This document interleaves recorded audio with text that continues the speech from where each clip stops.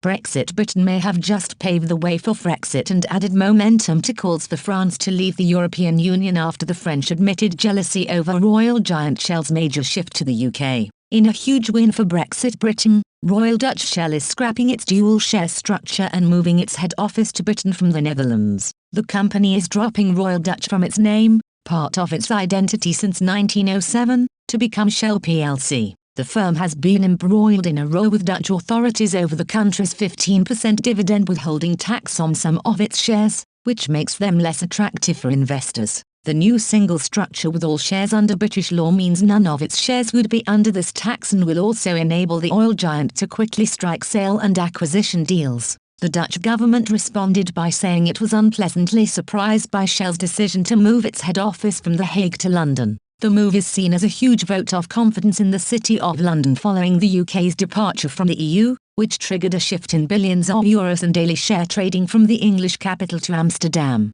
French presidential candidate and Frexiteer François Asselineau, who leads the Republican People's Union, UPA, insisted the decision from Shell is further evidence the predicted Brexit apocalypse has not materialised. He wrote on Twitter, "Prophets of the apocalypse had predicted that Brexit would cause an exodus of the world's largest corporations. After Boeing and Google, Shell proves the opposite." Mr. Asselineau also posted a video of himself speaking on UPA TV, in which he said Shell's decision to move to the UK is a slap in the face to the Europeanists that deserves to be praised. The Frexiteer said, "It's funny because what did we hear in 2016 to terrorise the British about the fact that leaving the European Union would mean the end? There was an article in Le Monde in 2016 which explained that because of Brexit, the Netherlands wanted to attract British firms. I remind you that Macron said he was preparing to receive all the people from the city that were going to leave the UK to come and take refuge in France and that thanks to the EU they would be saved from the apocalypse.